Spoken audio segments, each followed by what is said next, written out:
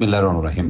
দ্বিপদী বিস্তৃতি 10.1 অধ্যায়ের লেকচার 2 এবং এটি এই অধ্যায়ের শেষ লেকচার। এই লেকচারে দ্বিপদী সূত্র প্রয়োগ এর মাধ্যমে বিস্তৃতি শিখাবো আমরা। এখন এই সূত্রটা কি, এই সূত্রটা জানার আগে আমরা আগে এর বিস্তৃতি সম্পর্কে জেনে নিই। এই যে একটা জিনিস লেখা আছে, এটাকে কিভাবে পড়া হয়? এটাকে বলা হয় first bracket 50, first bracket 51, first bracket 52, first bracket 53, first bracket 54, first bracket 55। এটাকে যদি আমরা ভাঙ্গাই বা ফলাফল আনার চেষ্টা করি, তাহলে সবসময় মনে রাখবে 50 যদি হয় তাহলে ফলাফল হবে 1, আর 55 হলে ফলাফল হবে 1। তার মানে n ফার্স্ট ব্র্যাকেট যদি হয়, এটার মান আমরা 1 ধরে নেব। আবার n যদি 0 ফার্স্ট ব্র্যাকেট হয়, তাহলে এটার মানও আমরা 1 ধরে নেব। এরপরে যেগুলি ভাঙানোর নিয়ম সেটা আমি শিখিয়ে দিচ্ছি। যেমন ফার্স্ট ব্র্যাকেট 51, তাহলে নিচে একটা 1 আছে 1, তাহলে উপরে একটা সংখ্যা হবে 5 আর নিচে 1। 5/1 ইজ ইকুয়াল টু 5। যদি আমি 52 লিখি, তাহলে মানে উপরে দুইটা সংখ্যা লিখবে এবং এই 5 থেকে ক্রমান্বয়ে 1 করে কমিয়ে গুণ অবস্থায়, তাহলে 5 1 কমাইলে 4 এই যে গুণ অবস্থায়, আর নিচে যেহেতু 2 আছে তাহলে 2 × 1 এবং ফলাফল 10। 53 যদি লিখি, তাহলে উপরে তিনটা সংখ্যা লিখবে একইভাবে 5 থেকে 1 করে ক্রমান্বয়ে কমিয়ে গুণ অবস্থায়, তার মানে 5 4 3, নিচে যেহেতু 3 আছে তাহলে 3 × 2 × 1 ফলাফল 10। একইভাবে 54 যদি হয়, তাহলে উপরে আসবে 5 4 3 2, মানে 4টা সংখ্যা, নিচে যেহেতু 4 আছে 4টা সংখ্যা, আর নিচে আসবে ক্রমান্বয়ে যেহেতু 4 আছে কমিয়ে 1 পর্যন্ত আসবে 4 3 2 1, ফলাফল আসবে 5। 55 হলে উপরে 5টা সংখ্যা আসবে 5 4 3 2 1, নিচে 5টা সংখ্যা আসবে যেহেতু 5 আছে, তাহলে 5 3 2 5 4 3 2 1 ইজ ইকুয়াল টু 1। আমরা 5 দিয়ে দেখালাম, পাশে কিন্তু 7 দিয়ে দেখানো আছে। 701 is equal two 1, 71 7/7 7/1 is equal two 7, 72 এটাকে ভাঙালে আসবে 7 × 6 2 × 1 ইজ ইকুয়াল টু 21। 73 কে যদি আমরা ভাঙাই, তাহলে 7 6 5, নিচে আসবে 3 2 1, ফলাফল 35। 74 কে যদি ভাঙাই, তাহলে আসবে নিচে উপরে 4টা সংখ্যা আসবে, দেখো 7 6 5 4 ডিভাইডেড বাই নিচে 4টা সংখ্যা আসবে 4 3 2 1। একইভাবে আমরা যদি পরেরগুলো ভাঙ্গায় আনি, তাহলে ফলাফল আমরা পাবো, এখানে দেওয়া আছে। আর 7 যদি হয় তাহলে 1 হবে। এখন আমরা একটা জিনিস শিখাবো, সেটা হলো ফ্যাক্টোরিয়াল। এটাকে আমরা ম্যাজিক বক্স বলি, ম্যাথমেটিক্যাল ম্যাজিক বক্স, মানে এর ভিতর থেকে সংখ্যা বের হয়।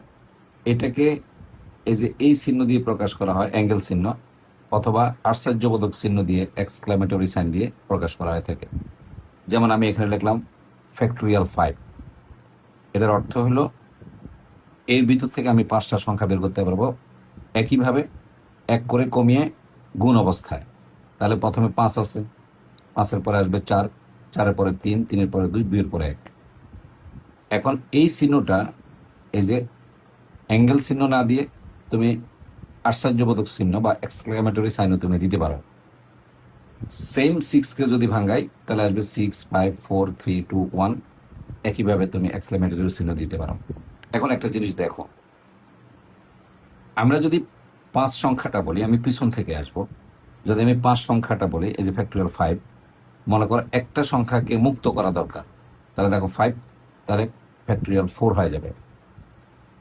যদি আমি 2টা সংখ্যাকে মুক্ত করতে চাই, তাহলে আসবে 5 4 ফ্যাক্টোরিয়াল 3। যদি আমি 3টে সংখ্যাকে এরকম ফ্রি করতে চাই, তাহলে 5 4 3 ফ্যাক্টোরিয়াল 2। আমি যদি সবগুলো মুক্ত করতে চাই, তাহলে 5 4 3 2 1 এটসেট্রা। একইভাবে এইভাবে আমরা এই পাশে দেখালাম। এখন দেখো যে একটা সূত্রকে আমরা এখানে জানা সংখ্যা দিয়ে দেখালাম, এখন আমরা আননোন নাম্বার দিয়ে দেখাচ্ছি, যেটা হলো n দিয়ে দেখাবো।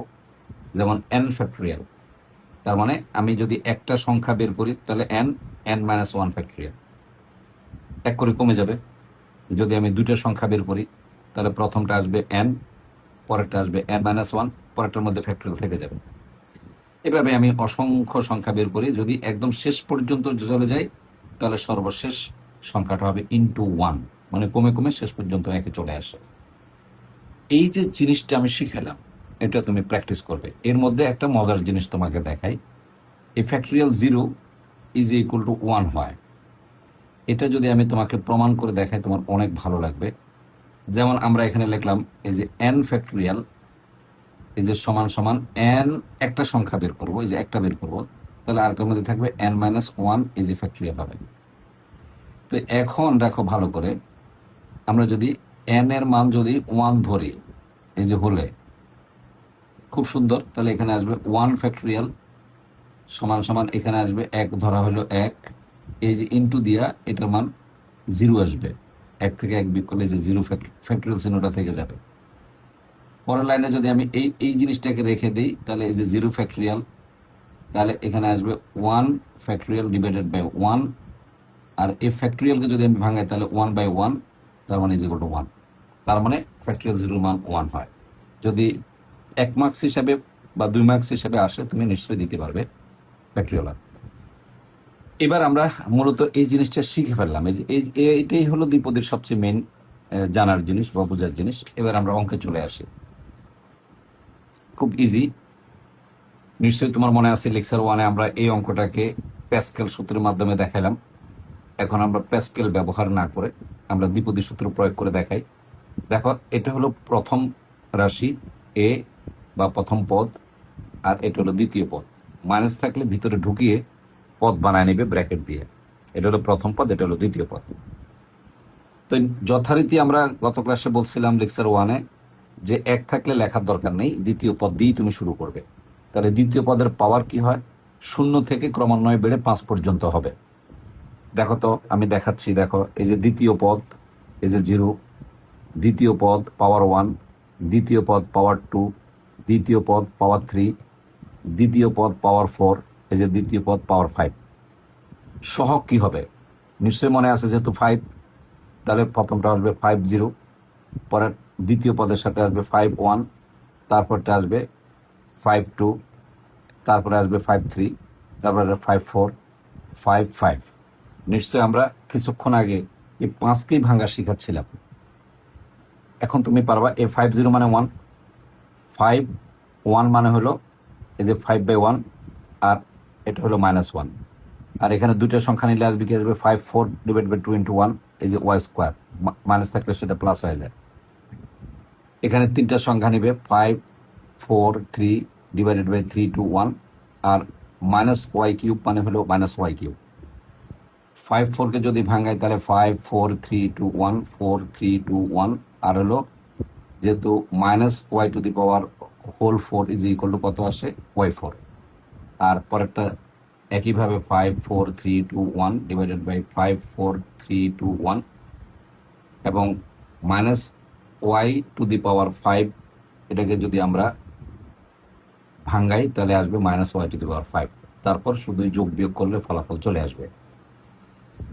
একইভাবে যদি আমরা খ নম্বর অঙ্ক করি, যেহেতু এটা 1 আছে তাহলে এটা নিয়ে চিন্তা করার দরকার নাই, লেখারও দরকার নেই। দ্বিতীয় পদ থেকে আমরা, এটা হলো প্রথম পদ আর এটা হলো দ্বিতীয় পদ, যেহেতু দ্বিপদী তাহলে দুইটা পদ, তাহলে দুইটা পদকে যদি আমরা বিস্তৃতি করি তাহলে আমরা কি লিখবো, কিছুক্ষণ আগে শিখেছি। প্রথমে আসবে 50, এই যে 2 to the power x to the power 0, 51 to the power x to the power 1, পরেরটা আসবে 52 to the power x square, তারপরে 53 twice x to the power 3, 54 twice x to the power 4, plus 55 twice x to the power 5।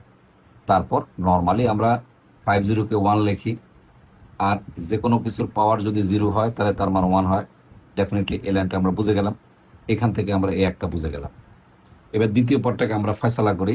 51কে যদি ভাঙাই তাহলে 5/1 twice x তাহলে 10x, এটা দ্বিতীয় পদ ফয়সালা হয়ে গেল। এবার তৃতীয় পদের ফয়সালা আসো, 52 মানে হলো 5 4 2 1, তাহলে এখানে আসে 10, আর এখানে আসে কত 10, আর এখানে আসবে 2 2 গুণে 4, এই যে 2 2 গুণে 4, এই যে 4, তাহলে 4×10 এই যে 40x²। তাহলে আমাদের তৃতীয় পদের ফয়সালা হয়ে গেল। এবার চতুর্থ পদের ফয়সালা আসো। 5 3, তাহলে 5 4 3 3 2 1, আর 2x³ এটার মানে আসে 8x³, এবং এখানে আসে 10, 8 দিয়ে গুণ করলে 8 10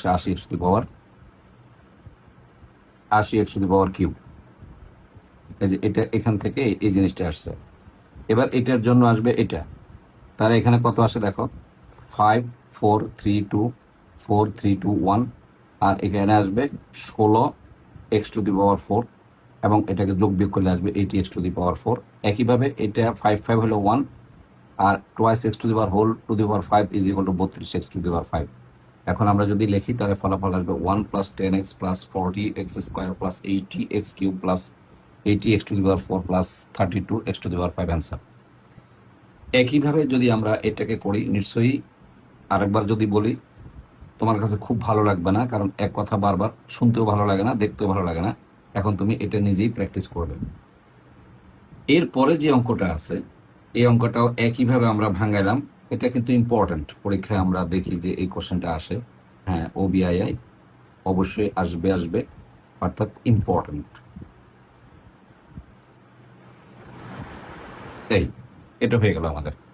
এবার আসো পরেরটা যেটা আসে সেটা হলো সবই এক অঙ্ক, মানে সব এক অঙ্ক, তুমি সব অঙ্ক পারবে। এবার হলো দ্বিতীয় অংশ যে আছে অঙ্কটা, সেখানে একটা জিনিস বলা হয়েছে, এই সূত্র প্রয়োগ করে, এই 3 নম্বর অঙ্কটা, এটা কিন্তু ইম্পর্টেন্ট অঙ্ক।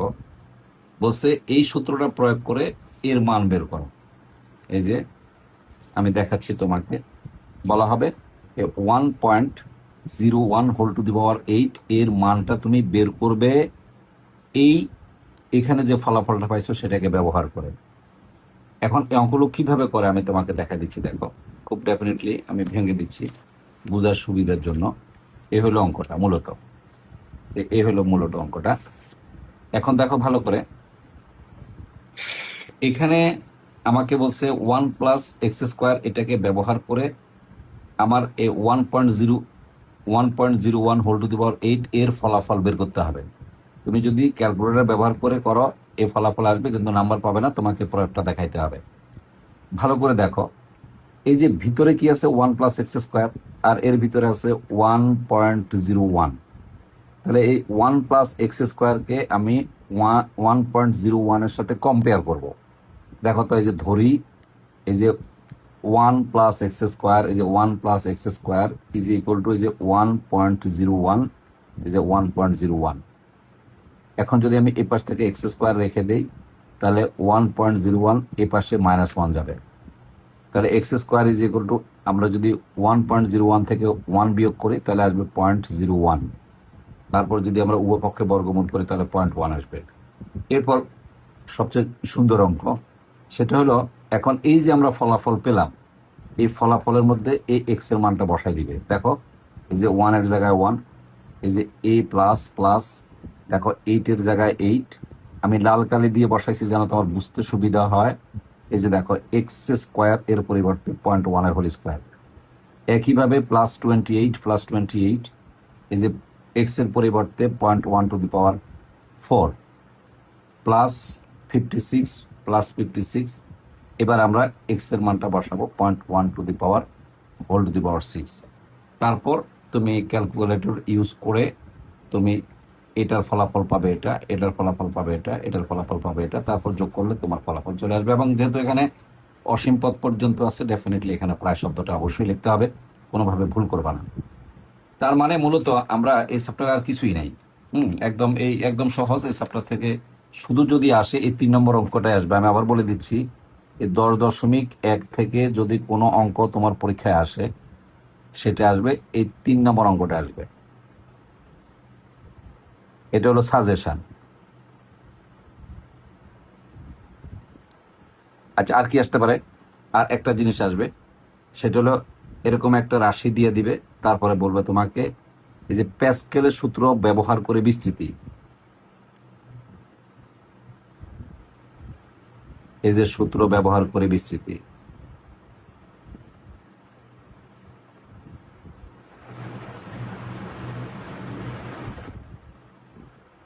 এই যে এবার 2 নম্বর তোমাকে কি বলা হবে, দ্বিপদী সূত্র ব্যবহার করে, এই যে দ্বিপদী ব্যবহার করে বিস্তৃতি, এই তিনটাই আসবে। অর্থাৎ এটা হলো একেবারে ইম্পর্টেন্ট 4 মার্কস হিসেবে এটা আসবে, এই যে 4 ঘতে থাকবে অথবা খতে থাকবে। আর এই যে প্যাসকেলের সূত্র ব্যবহার করে বিস্তৃতি, দ্বিপদী সূত্র ব্যবহার করে বিস্তৃতি, এই যে বিস্তৃতিগুলো আছে এগুলো আসবে তোমার 2 মার্কস হিসেবে আসবে শর্ট কোশ্চেনে।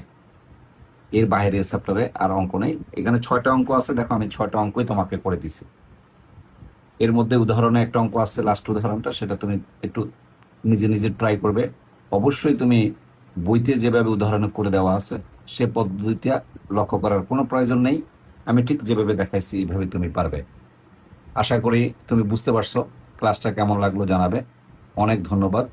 ভালো লাগলে অবশ্যই কমেন্টস করবে। দোয়া রইল তোমাদের প্রতি। ধন্যবাদ।